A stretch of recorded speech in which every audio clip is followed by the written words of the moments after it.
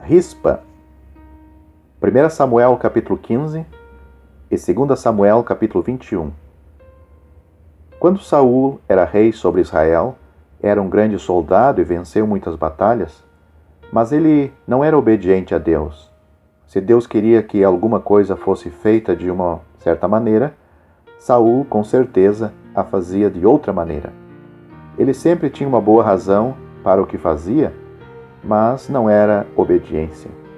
Saul tinha a intenção de mudar, de fazer alguma coisa que compensasse os seus erros, mas nunca chegou a fazê-lo. Deus diz: obedecer é melhor do que sacrificar. 1 Samuel capítulo 15, versículo 22. Em 1 Samuel capítulo 15 vemos que Deus deu uma ordem a Saul para matar todos os amalequitas. Este povo tinha tentado destruir o povo de Israel quando eles estavam passando pelo deserto, Êxodo capítulo 17, versículo 8, mas Saul não fez o que o Senhor lhe mandou. Em vez disso, ele trouxe preso o rei e trouxe muito gado. Tentou desculpar-se dizendo que o gado era para oferecer em sacrifício ao Senhor, mas Samuel, o profeta, lhe disse que ele tinha pecado contra a palavra de Deus e que Deus daria seu trono a um homem melhor. Em 2 Samuel capítulo 21, versículo 1, lemos novamente de uma ocasião em que Saul seguiu o seu próprio caminho. Bem antes de Saul ser rei, os israelitas tinham sido guiados para a terra de Canaã. Quando chegaram lá, Deus lhes ordenou que destruíssem todas as nações ao seu redor e que não deveriam ter nenhum relacionamento com elas. Assim eles fizeram. Mas uma nação, os gibeonitas, fez um plano para salvar suas vidas. Eles queriam que os israelitas acreditassem que eles tinham vindo de muito longe e que não moravam em Canaã. Então pegaram pão velho e duro e o colocaram em sacos, vestiram roupas velhas e rotas e sapatos esburacados e foram falar com Josué. Contaram para ele de sua longa viagem. Mostraram-lhe o pão velho e as roupas rotas. Disseram-lhe que a única coisa que queriam era paz. E Josué e seus homens acreditaram neles por causa do que estavam vendo e fizeram um juramento de nunca ferir os gibeonitas. Mais tarde descobriram que os gibeonitas tinham mentido para eles, mas eles já tinham feito o juramento em nome do Senhor Deus e, portanto, tinham que cumpri-lo. Assim, eles permitiram que os gibeonitas morassem no meio deles como servos daquela época em diante. Josué capítulo 9. Os israelitas mantiveram sua palavra com os gibeonitas até que Saul se tornou rei. Ele pensou que seria melhor para seu povo que ele se livrasse dos gibeonitas. Quebrou a promessa que Israel tinha feito aos gibeonitas em nome do Senhor Deus e começou a agir tentando matar quantos gibeonitas pudessem. Foi um pecado terrível e ele obrigou seu povo a quebrar o juramento. A nação deveria ter se arrependido e confessado este pecado a Deus, mas não lemos nada em relação a isto. Em 2 Samuel capítulo 21, Saul já está morto e Davi era o rei. Nesta época, Deus mandou uma fome sobre os israelitas que durou 3 anos. Esta era uma das maneiras como Deus falava com o seu povo quando eles erravam. Davi esperou 3 anos antes de falar com Deus a respeito da fome. Então Deus falou a Davi que era por causa do que Saul tinha feito aos gibeonitas. Ele tinha quebrado uma promessa feita em nome do Senhor Deus de Israel. Saul tinha sido o líder, mas é claro que ele não tinha feito tudo sozinho. Deus considera tais juramentos com muita seriedade. Nós não podemos usar o nome do Senhor levianamente. Agora Davi sabia as razões da fome, mas o que ele poderia fazer? Já que Deus tinha lhe exposto o motivo, Deus também poderia mostrar-lhe como agir. Mas Davi não consultou a Deus. Ele foi perguntar aos gibeonitas o que ele poderia fazer para compensar o que Saul tinha feito com eles. Você acha que os gibeonitas iriam consultar a Deus para saber o que deveria ser feito? Não. Os gibeonitas também não consultaram a Deus. Eles disseram a Davi que não queriam nem ouro e nem prata da família de Saul, e também não queriam que nenhum israelita fosse morto por causa deles.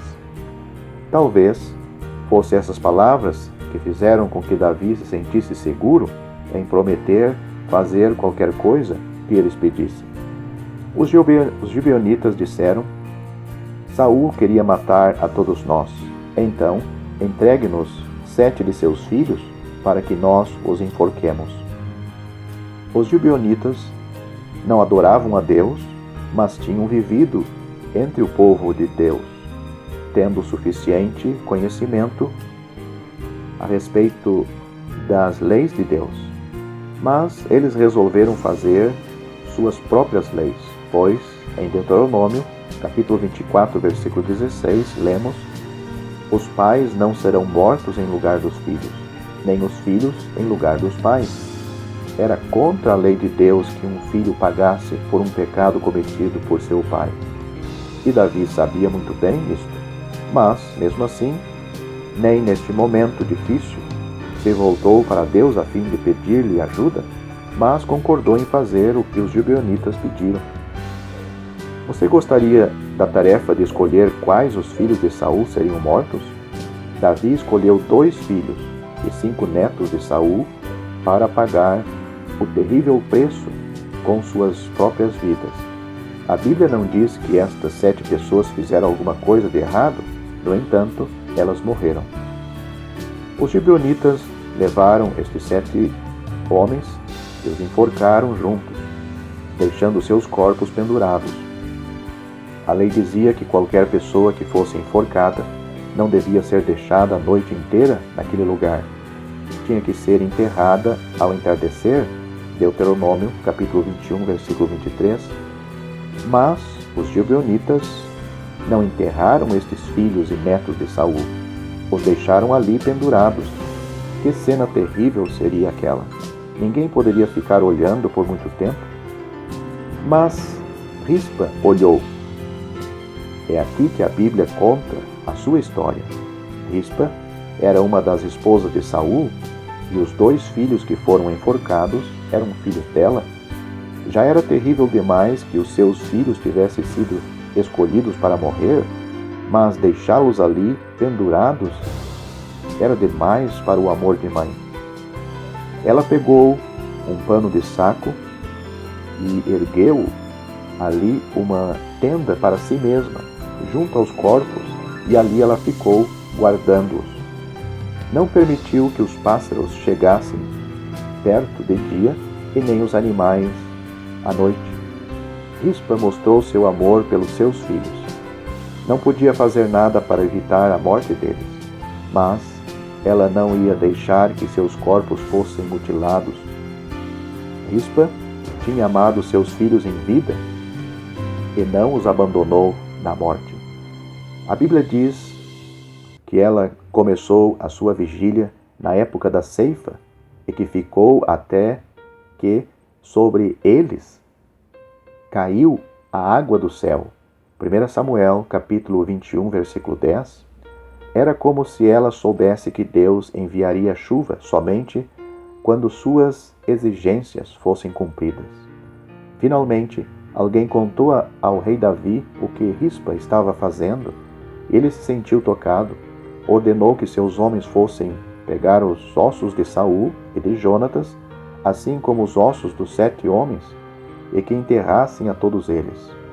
Assim, pois, esta última vergonha foi eliminada, e Rispa pôde voltar em paz para sua casa. Foi somente então que Deus respondeu às orações do povo em favor de seus pais. Versículo 14. Foi Rispa, e não Davi, nem os gibeonitas, que estavam aqui na vanguarda. E quando as coisas foram acertadas, Deus atendeu às orações. Se eles tivessem pedido a orientação de Deus em primeiro lugar, a história teria sido diferente, mas, neste caso, nós nunca saberíamos a história de Rispa e do seu amor